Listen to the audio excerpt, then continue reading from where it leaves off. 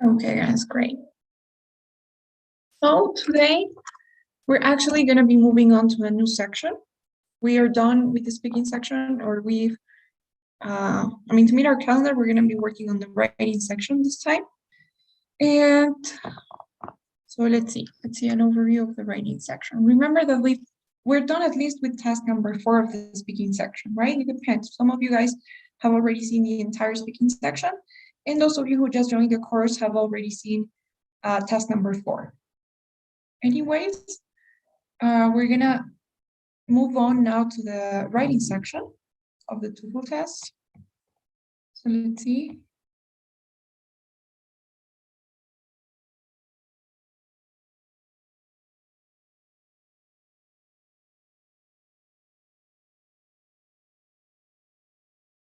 Okay. Here we go. Now the writing section, to start, it is similar to the speaking section in terms of the fact that both are production sections, which means that you get to produce your own responses. In the speaking section, you needed to speak, right? Here in the writing section, as you may guess, you will have to be writing something.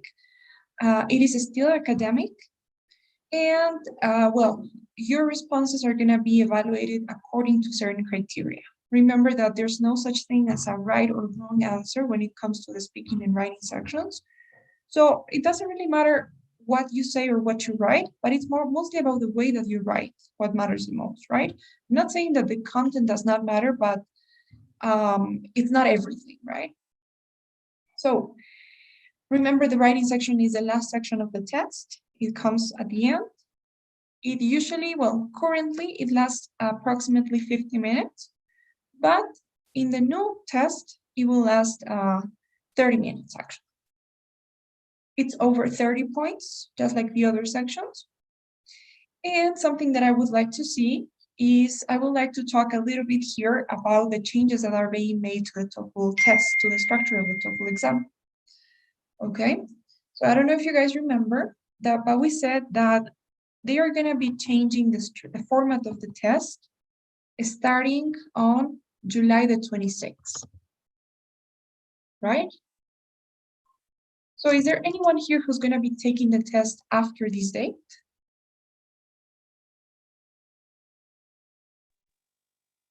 Hello? Hi, Matilde.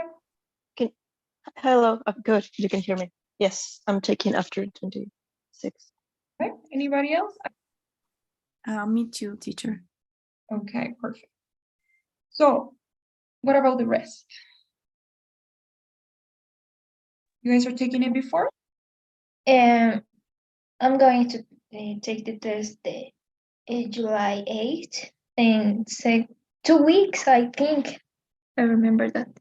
2 weeks. Okay, so you're taking it before that date. So that is kind of a problem because we have to see 2 different formats, right? So let's take a look at something here that I want you guys also to review when you have some time.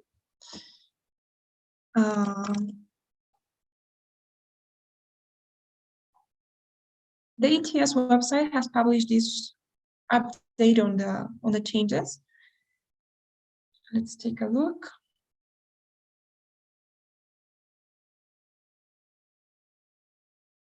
Okay, the good news is that we don't have to worry about the reading section. We don't have to worry about listening, about speaking. Okay, because the 3 sections have stayed the same. Nothing is changing. The only thing that's changing really is the number of questions that you get, but the question types, the strategies, everything's still the same. Okay. Now, as for the writing section, that's what matters. Let's see, this is now the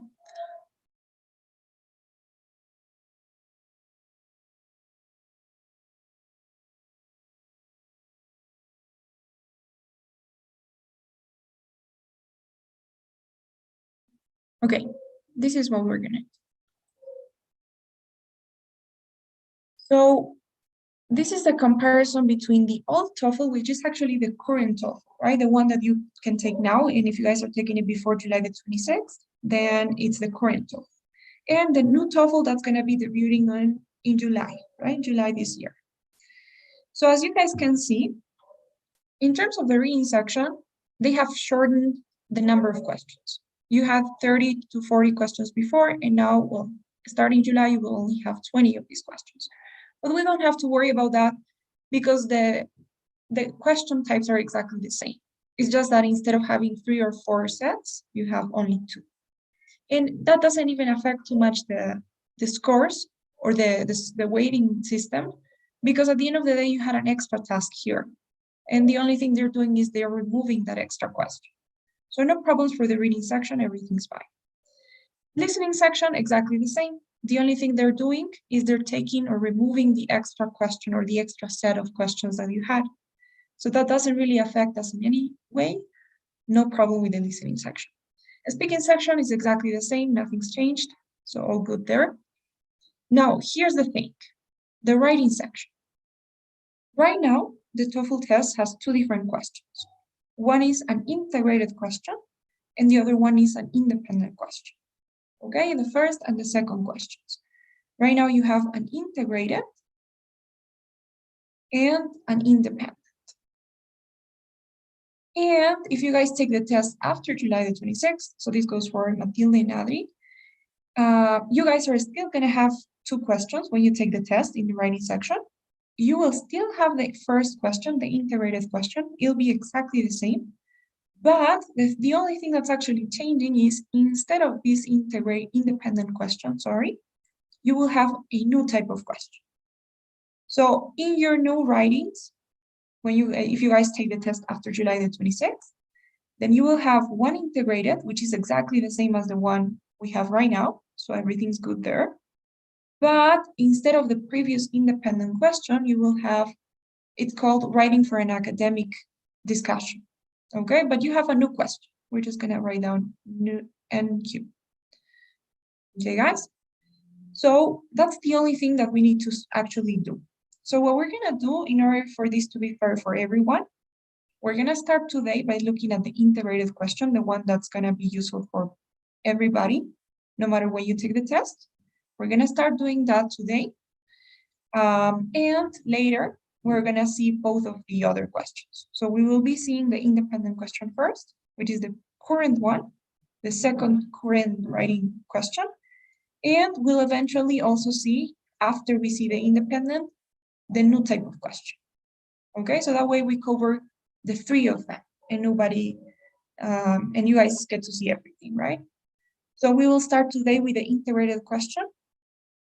After we're done, we'll look at the independent, which is the current second task. And after we're done with that, we'll look at the new question, which is the new second task. That's replacing the previously independent question. Okay, guys? Is that okay? Does that sound good?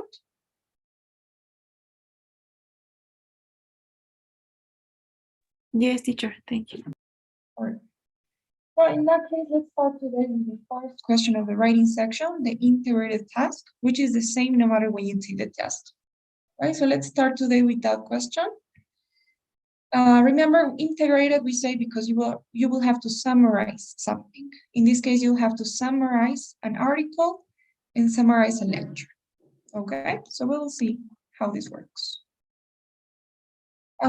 Before we start looking at that, let's talk a little bit about how they evaluate your responses. Remember, I was telling you this is not like the reading and listening, because you don't have a right or a wrong answer, right? So how do they actually evaluate your responses then? So first thing I'm gonna say is you can find the official rubrics by the ETS on its website.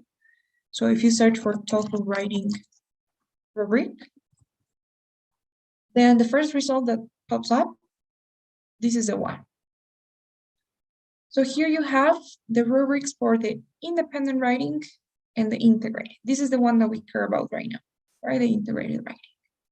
And they are describing what your response needs in order to have, in order to get a 5-level response, a 4-level response, a 3-level, a 2-level, a 1, or even to get a 0.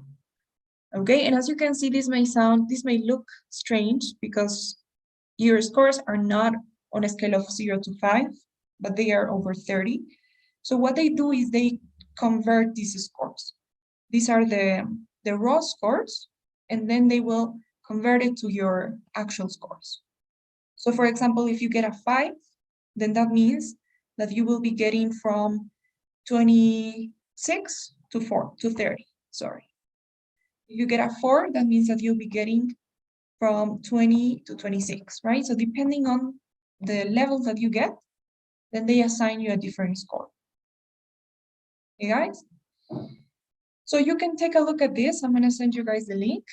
But to summarize, basically what they want from your responses is this. So the first thing they want is related to the content of your response, okay? This is especially important when it comes to the integrated question. Because remember that they want you to integrate different skills, right? It's not just about writing. So since you're gonna have to summarize something, they wanna see that you understood the content well and that you're able to summarize it properly as well. So that your response is concise, that means that you're not being repetitive about the same ideas. Your response has to be coherent to the task. So you have to actually mention things that are said. You know, you have to write things that are related to the topic. You cannot go off topic. And they also take a look at the length of your response as well. Not because it matters too much the number of words that you write, but because what matters the most is how you explain the ideas, right? How in depth your response can go. Because if you just explain the ideas superficially, then obviously you will have a short essay. But if you explain them more, if you support the ideas more, then maybe it will be a little bit longer, right? That's why length is important. You need to include relevant information. So you're not gonna focus on the irrelevant details. And you do have to include details, but they have to be appropriate, right? They have to be details that matter, that serve a purpose in the writing. So that has to do with the content, with what you write. The other criteria is related to the other category related to how you write.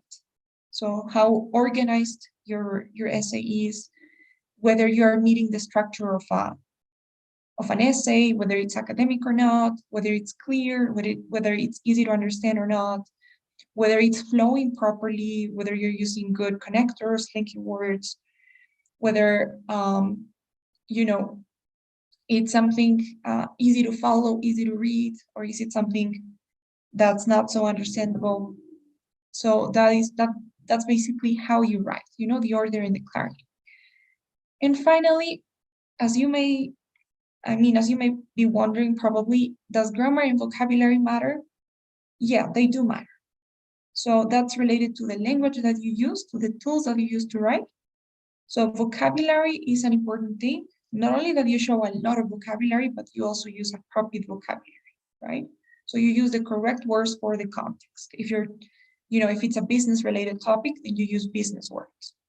You know, you use business expressions, you use, you show idiomaticity. You know, idiomaticity means you sound natural. You know, you write in a way that sounds natural. It's not something that sounds odd.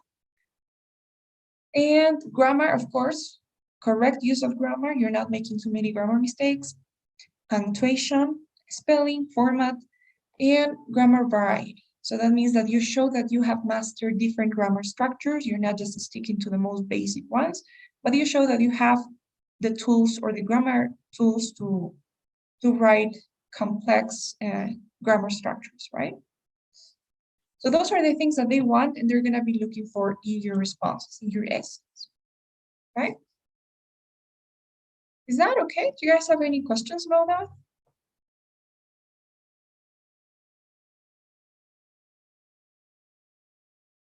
It's really important that you guys know how they evaluate your responses so that you can also try to evaluate yourself when you're writing, you know?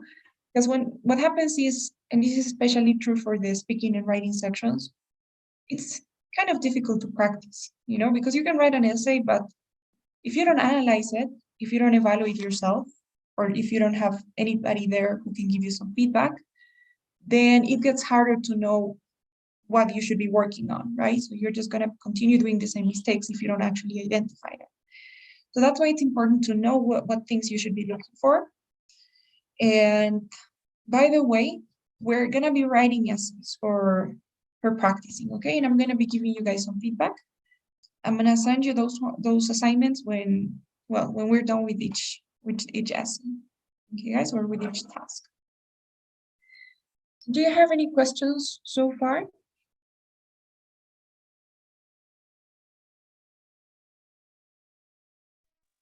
No questions? Yes, about the practice you just mentioned. So we are going, well, for example, next class, I mean, this will be Monday.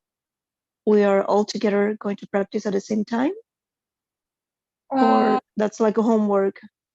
Yeah, it'll be a homework. So I'm gonna Okay. assign you guys an essay for you to write. I'm gonna give you guys material for you to write the essay. Then you'll have to send it to me by mail or by email, and I'll be sending it back with some feedback. So that we Okay, don't. great, thank you. Yes. Any other question?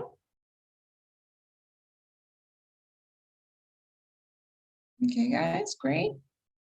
So now let's talk a little bit more in depth about the integrated writing, the first one we're gonna do. So what you will have to do is the following.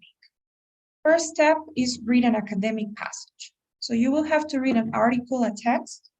You will have 3 minutes to read the text, and you will have to be identifying certain elements from the text. Okay, we'll talk about that soon. But basically, you will have to read something for 3 minutes. Then after you're done reading, the 3 minutes are over, you will be asked to listen to a lecture. So you'll be listening to this lecture, which is talking about the same passage that you just read. And well, you just listen to it once. It's usually about 1.5 minutes. And then you get the question. And the question will ask you to basically write an essay where you summarize mostly the lecture, but you have to draw connections with the reading. So you're gonna have to connect both ideas and come up with an essay. And you will have 20 minutes to do that after you listen to the lecture, right? I'm not counting that time. So 20 minutes after the lecture, after the question, to write the essay. Okay, guys? So again, to summarize, first thing you read for 3 minutes, you listen to a lecture, and then you get 20 minutes to write the essay. Is that okay? Adri? Teacher, how much time is the listening? Listening is usually 1.5 minutes. It could be a little bit more, so maybe 2 minutes, but that's about it. Okay, thank you. Matilde? Yes, and once, I mean, we read this article and then we hear this listening part. Do we get a chance to read again the article, or once it's done, we are not able to check it again? Okay, great question, Matilde. So actually you do. You will be able to read the article, or you'll have the article there throughout the entire duration of the question. So even when you're writing the essay, you will be able to see it. It won't go away. It will be something like this, actually. So I mean, first you will just see the passage, right? You read it for 3 minutes, then you listen to the questions, or the screen changes. You just, I think they put an image on the screen, and you're just listening, right, to the lecture. You're taking notes. After the lecture, you get this. So you get the question on top, as you can see. You get the question on top. You get the reading again, and it's gonna be on the right or on the left. And on the other side, you have the blank space where you have to type your response or type the essay. Okay, so that means that technically you could copy from the text some things, right? You can use this. It's a great help, believe me. You don't have the chance to listen to the lecture again, right? So you gotta rely on the text that you have on your side, and your notes and your memory, of course. But yeah, you do have the reading even when you're writing. Great, thank you. Sure. Any other question?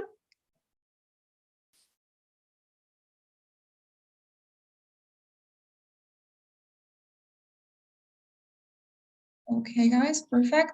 So I'm sending you guys this presentation in case you want to read this at your own pace. But what we're gonna do now is I'm gonna give you guys 3 minutes for you to read this article, and then we'll discuss and we'll see what elements you should be identifying when reading, and we'll see the structure of these articles. Okay, guys? But for now, please, you can read this text. I'll give you guys 3 minutes.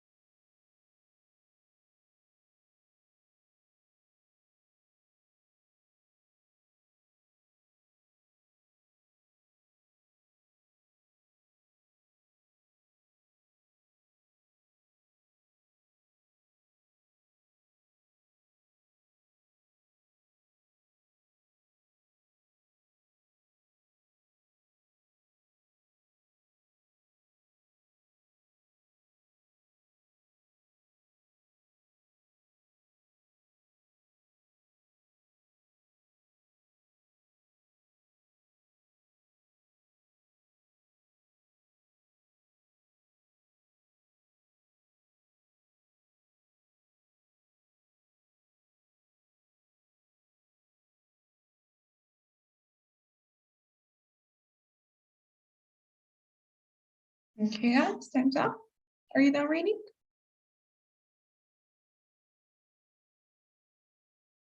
Okay, guys, so let's take a look. Can anyone tell me what this article was about?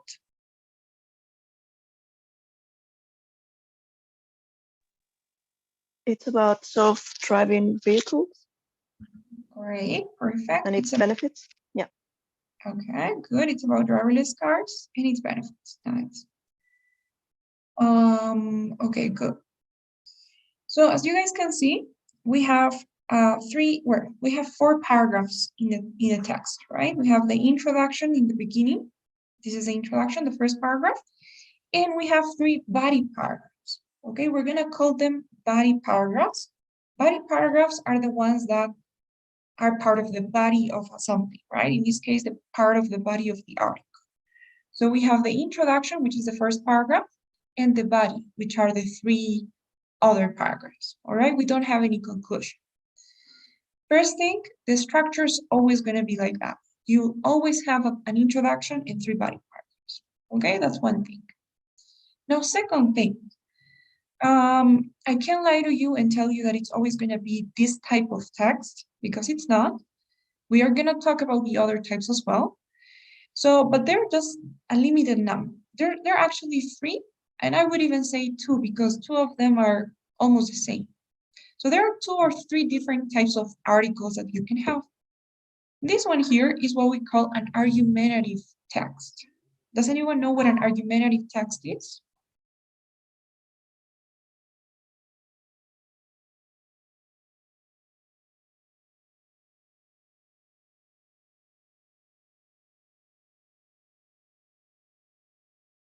Does anyone know what an argument is?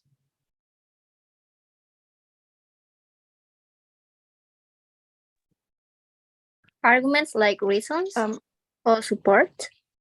I mean, it's related, but not exactly. What's an argument?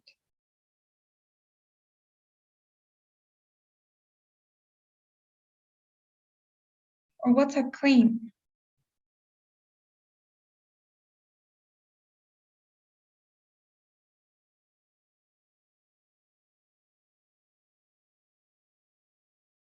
So basically, an argument, a claim, a statement, those are words that are used when to talk about ideas, to talk about almost opinions, okay?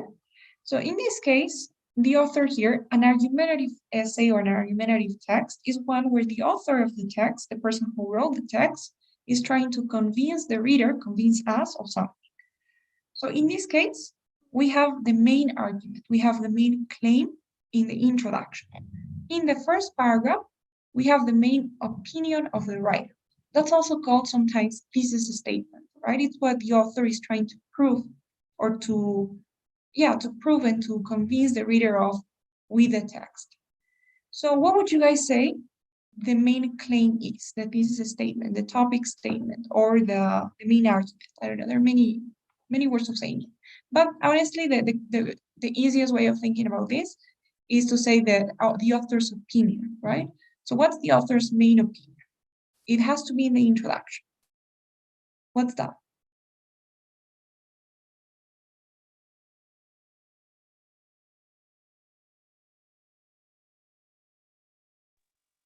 that this kind of vehicles has a lot of well, benefits and positive impacts Exactly. in driving.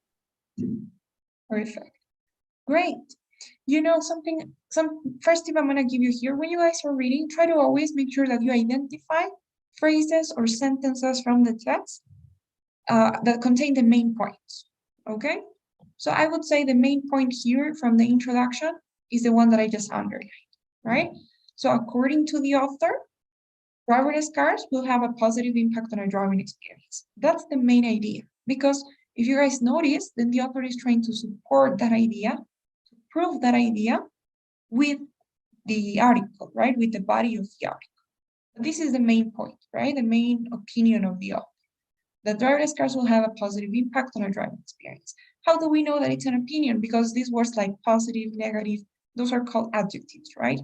So you can, when you say this is better than that, I don't know, this is the best, this is good, this is bad, this is positive, this is negative. Usually those are opinions, right? So that's how we know that this is an argumentative type of thing. Now, in the body of the article, when you have argumentative articles, it's always going to be the same way. The author will give you guys 3 reasons or 3 pieces of evidence supporting that statement, supporting that claim that the author made in the beginning. So what's the first reason? By the way, each reason is going to be in each part, in each body part, okay? And they are never going to be mixed. So each body paragraph talks about only one thing. It's like a unit. So what's the first reason in the first body paragraph? Why would these cars have a positive impact? Vehicles will be much Because- safer. Great, perfect. That's exactly it. The keyword here is safer, right? Safe. So according to the author, the first reason why they will have a positive impact is because they will be much safer than normal cars. What's the second reason in the second body paragraph? About the environment. They are good But for the environment. But in this case, I think the author addresses 2 topics, maybe because it also mentions about traffic problems. Okay. Traffic problems. Okay. Okay, yeah, I guess I see your point, right? Because traffic doesn't really mean pollution. But I think in this case, the two of them are related. Right? Because they're Yeah. talking. Yeah, that's right. So yeah, the main point is the environment. And yeah, and they say that because they drive more efficiently, they will reduce traffic problems and they will be able to start and stop their engines less often and travel at higher speeds, which would be better for the environment, supposedly. Okay? And what about the third reason in the final Um, part? Cars will give passengers time. Will give passengers time, yeah. Great, awesome. That's it. So that's it. Those are the main points, right? As you can see, and I really suggest that you do this. I mean, of course, you're not able to highlight or underline anything. If you want, you can take some notes. To be honest, I guess 3 minutes is even more than what you need. So you could write a few keywords, right? Like maybe positive impact, safety, environment, time. That's it. That's all you need. But the important thing is that you identify those elements, okay? In case you have an argumentative text, you get the main point or the main claim in the beginning, in the introduction, and then you get 3 reasons which you have to identify. Okay, guys? Do you have any questions about this so far?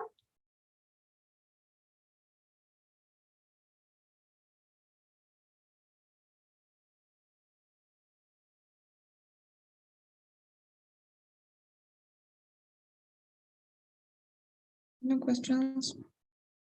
Okay, guys, so next up is listening to the lecture. We will be listening to this lecture, and I want you guys to know what you will be hearing in the lecture. So the lecture is a class, right? It's an academic class. Now, the professor in this class is going to be talking about the article we just read, and the professor is always going to respond to that article, okay? To be more precise, the professor is always going to object to that article. Whatever it is, whatever type of article you have, the professor is always saying the opposite of what you had in the article. So in this case, the writer's main opinion is that driverless cars will have a positive impact, right? So the professor is going to say exactly the same. The driverless cars won't have a positive impact. And the professor will be responding to each of the points mentioned here. So the professor will refute this argument on safety. The professor will talk about the environment, and the professor will also talk and discuss about the time thing. Okay, so the professor is always going to be responding and objecting to those points. And that's a great thing because that makes you an active listener, right? You already know what you're looking for. You know that you're looking for a response from the professor, and you're going to ask yourself this question, right? So how does the professor refute the argument on safety? Like, probably the professor is going to say the opposite, right? That these cars are not safe. But your job is to understand why. Why are these cars not safe? Why are these cars not good for the environment? Right? You already have those questions in mind, so you know what you're looking for, and you're more actively going to pay attention to those elements. Okay, guys? Please take notes, and when you take notes, try to have them organized as well. You know the elements. You have to look for the main opinion of the professor, and the 3 ways or the 3 points that the professor uses to object to the ones from the reading. Okay, guys? Is that okay? Any questions about that?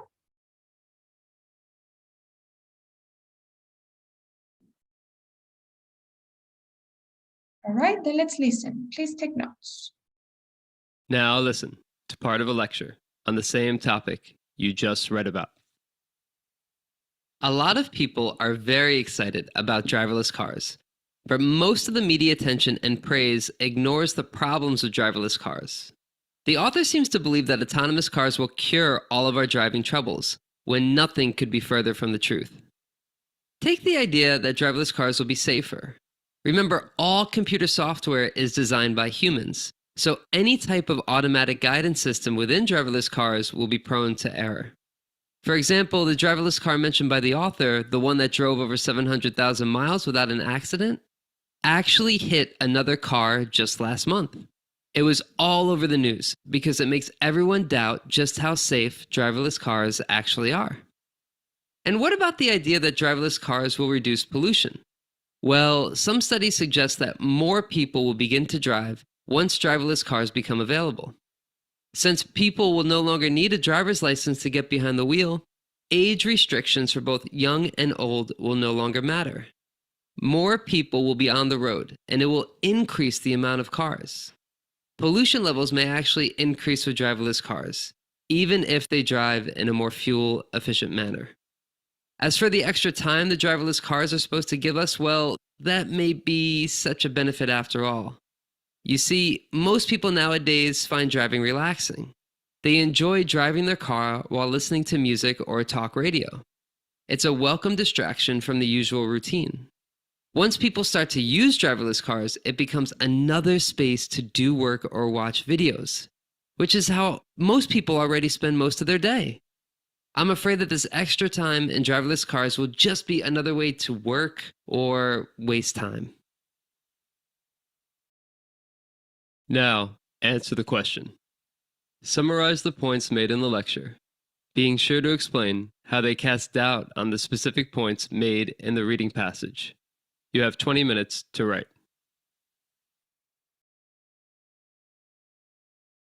You guys?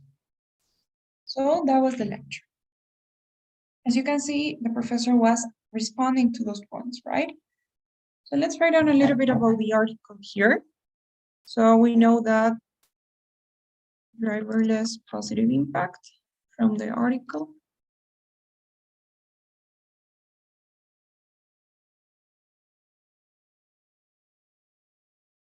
Okay. So first thing, what is the professor's main opinion? He disagree with the lecture. Okay, he disagrees with the article, right? Remember, lecture something else. Okay, so basically the opposite, right? He thinks that, driverless cars will not have a positive impact, right? There are many problems that we're not considering according to him. So how does he answer the thing about safety? Are these cars actually safer? He argues that it could be more problems because the computer and that technology was designed by humans, so it can be safer at all. What technology is designed by humans, and so? Anything else? Yeah, they're prone to error. Exactly. Anything else?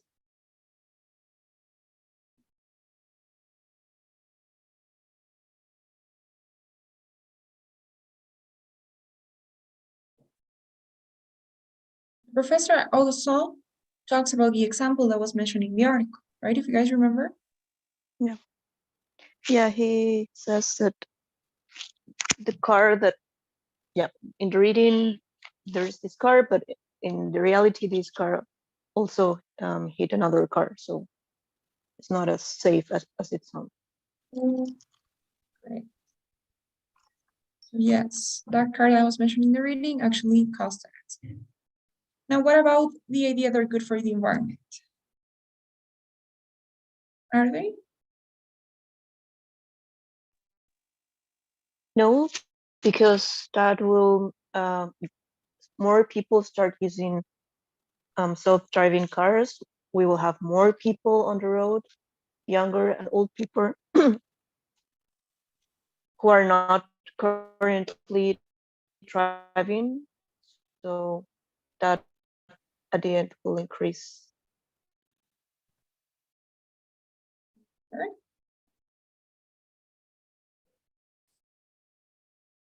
Exactly. So there are going to be more people driving these driverless cars, of course, because you don't have any restrictions. And more people means more cars. More cars at the end of the day means more pollution. Great. What about the final one?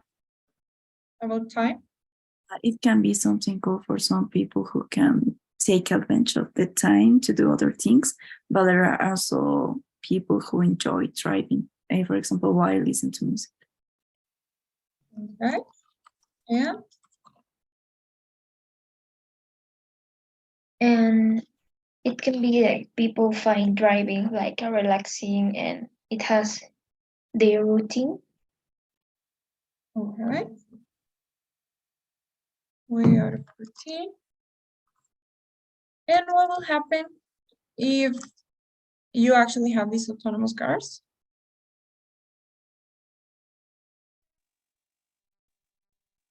We will end up with people having more work to do and using that time for this. Okay, good.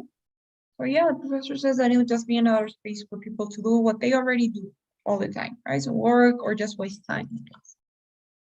Videos and stuff. Okay, perfect. So as you can see, that's always going to be the case when you have argumentative types. And even if they're not argumentative type, they're not argumentative texts, the other option is for it to be problems and solutions. Okay, so let's say that the article presents 3 problems with solar energy. So in that case, the professor gives 3 solutions for answering those problems. Okay, so there's also another type, which is, well, evidence, so theory and evidence, right? Maybe there's this theory that dinosaurs are not actually extinct, okay, let's just say, and the article gives three pieces of evidence, and the professor refutes that evidence, each piece of evidence presented by the article. So we'll see those cases as well, or at least we'll take a brief look at them. But what I'm saying is that the professor is always gonna object to whatever the article says. Okay, it's always the opposite. They're always the opposite. Any questions so far?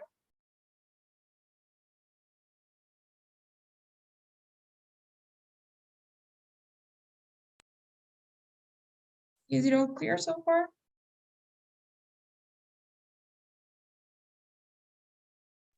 Yes, it's clear. Okay, perfect. So what do we do now?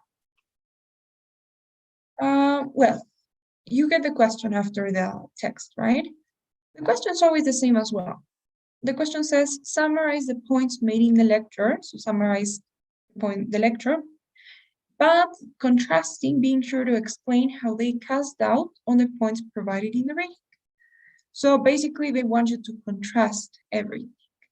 Contrast the points made in the lecture with the ones made in the reading. That's what you're being asked to do.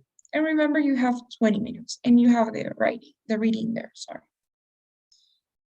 So what do we do during those 20 minutes? We write. Now, the first thing that I'm gonna say is, this is a tip, don't worry about your essay being a little bit boring. Remember, this is just to show that you can write, right? This is not anything like creative, you don't have to do, because I've seen some people think that they have to write like an interesting hook and they have to make it fun and different, which is not true at all.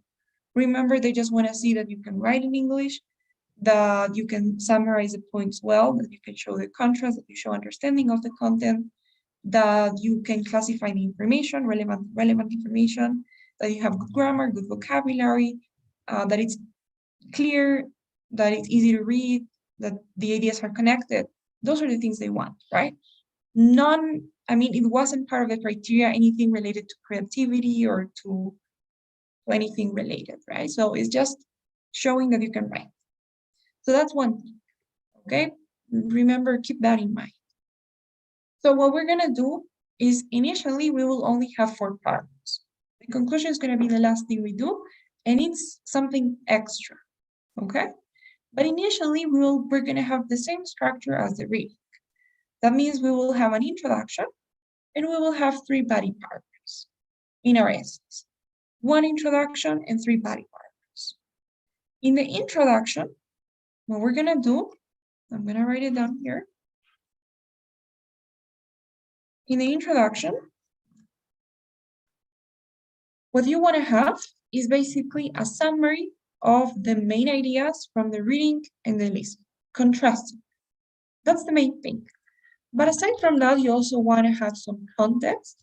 That means that you want to talk about the main topic in general. And remember that the topic is the same for both the reading and the listening, right? Both of them are talking about the same thing, about driverless cars. Even though they have differing opinions about that, about the topic, they are both talking about the same topic. So first, we're going to give some context as to what the topic is, and then we will contrast the two opinions or the two main ideas, right? So let's start by first giving some context. We have a first sentence here that says, both the article, that's the reading, and lecture, the listening, discuss. If you want, you can change the words, you can change the verb, no problem. But the important thing is that you have this element here giving context. Okay? So both the article and lecture discuss, and here we would talk about the main topic, which is driverless cars, right? Or self-driving cars, autonomous cars, we can use whatever name we want. So both the article and lecture discuss autonomous cars. Now, my suggestion is don't leave it there. Try to explain a little bit more so that the reader knows what this is about. So what I want you guys to do is to go back to the reading, and you will see that in the reading part, in the introduction, you always have that context. So if this is about solar energy, they will explain what solar energy is. If this is about driverless cars, you will have an explanation of what they are, how they work. If this is about like anything at all, if this is about specific book, then they will give you the details, right? Who wrote this book, when it was written, I don't know, what's the interesting thing about this book, a fun fact or whatever. They always give that context, you know, they don't just start talking about driverless cars without explaining what they are. So what you want to do is find the sentence where they describe the main topic, where they explain it, and paraphrase that sentence. So where is the sentence here where they explain driverless cars?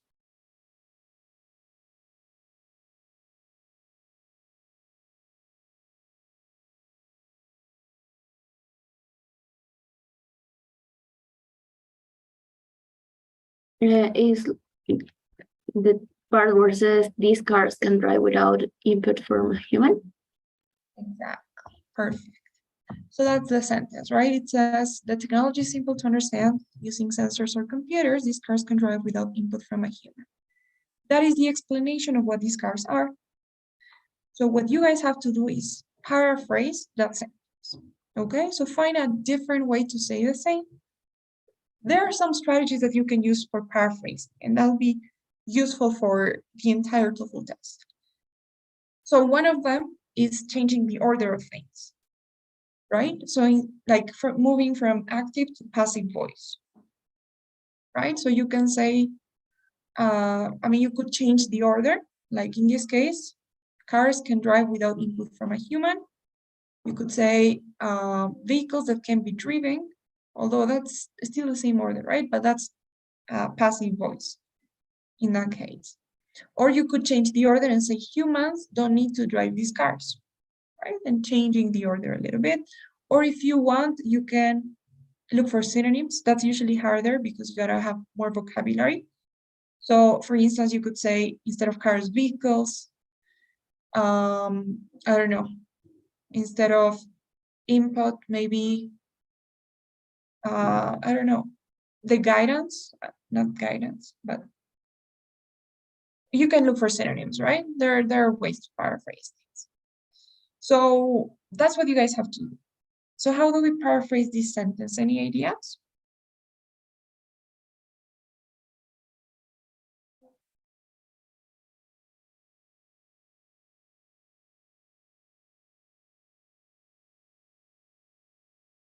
It can be technologies made that the cars can be,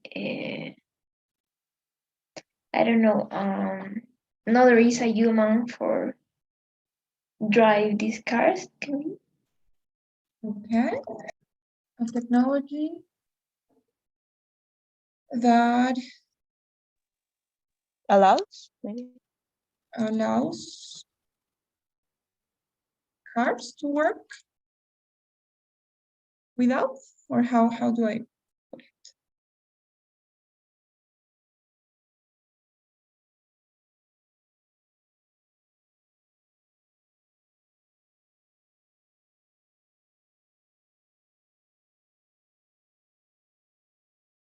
A technology that allows cars to work. And without human can be. Okay. Maybe without a human. Could be alone too. I'm sorry. But Alone. They work alone. Yeah. Yeah, it, Yeah. A vehicles to work on their own or by them on their own. Okay, perfect. So let's not waste too much time there. The important thing is that you find a way to paraphrase it, right? And that's the context. That's it. You mentioned the topic and you explained the topic a little bit in the first sentence. And then you have to contrast the two main points from the reading and listening. How do we do that? I know that right now it looks like it's hard to memorize this because you will have to memorize it. But at the end of the day, it's just learning a couple of vocabulary, a couple of words to describe the reading. So look at how I'm using synonyms, right? I'm saying the article, the reading extract, the article, the author. You could say the reading passage. Same thing for the lecture, right? I'm saying the lecture, the professor, the presentation, the lecturer. So it's just like learning these words, learning the verbs, claims, states, points out, explains, mentions, maintains. That's it, right? Here's argues. So let's start by talking about the reading. The reading extract, which is the reading, claims that, and here we need to introduce the main idea from the reading. So the idea was clear, right? That these cars, or such technology, we could say, will have a positive impact on our driving experience, right? So again, we just have to find a way to paraphrase that. How do we do that?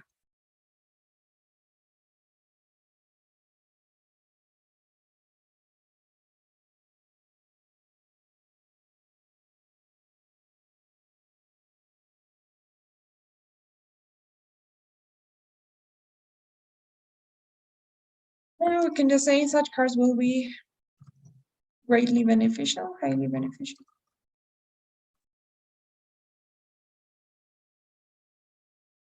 Highly beneficial. Okay, you can leave it there. My suggestion, the quickest way to improve vocabulary, well, one of the quickest way to improve vocabulary is by learning adjectives. So please make sure that you learn a couple of synonyms for words like positive, negative, good, bad, important, ugly, pretty, I don't know, safe. There are many, right? So look for some synonyms for those adjectives. So instead of saying they're highly, or they will have a positive impact, I'm saying beneficial, right? Instead of saying good, because they're beneficial, favorable, advantageous. Try to look for those words, right? Instead of saying something's sad or something's bad, you can say something's unfortunate. And there are many synonyms, right? Look for those synonyms that will make your writing feel like it has more vocabulary. So the reading extract claims that such cars or such technology will be highly beneficial, maybe for something, right? For society, I don't know, we could say something there, and provides 3 arguments of support. So here we are saying that the author has 3 points, right? 3 main reasons supporting the claim. We are not mentioning what those reasons are. Careful there. Try to avoid mentioning the reasons. I am not summarizing and I'm not saying because they're safe, they're good for the environment, and they give passengers time. Because if you do that, it will be too repetitive, as you will have to mention those reasons. And then in the conclusion, if you have one, you will have to summarize them. So try not to explain what the reasons are yet. Okay, just say something like the author provides 3 arguments of support. And that's it. And then we will include the professor's idea. We will contrast it, use a contrasting transition and say, however, the professor argues that, and here we have the professor's idea, right? That there might actually be, or maybe that the implementation of this technology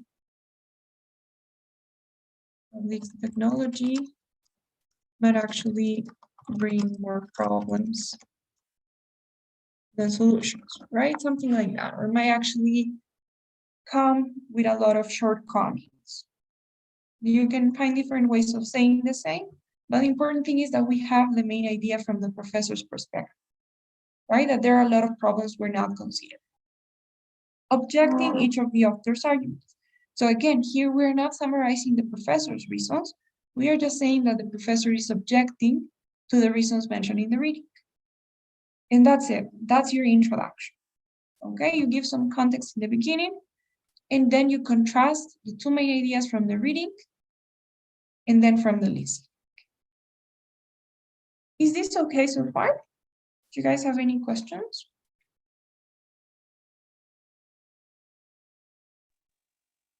No questions.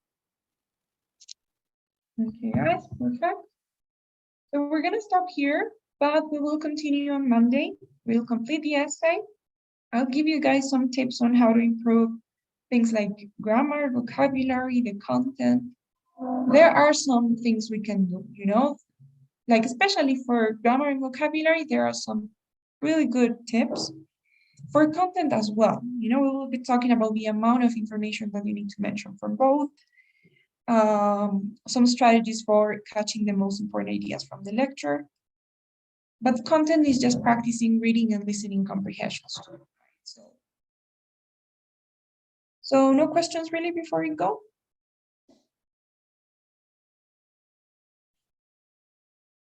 You guys, and please don't forget today's survey. And I'll be seeing you all on Monday next Bye, Andrea. See you Monday. week. Bye, guys. Thank you. Bye. Hi, teacher. Thank you. Bye there.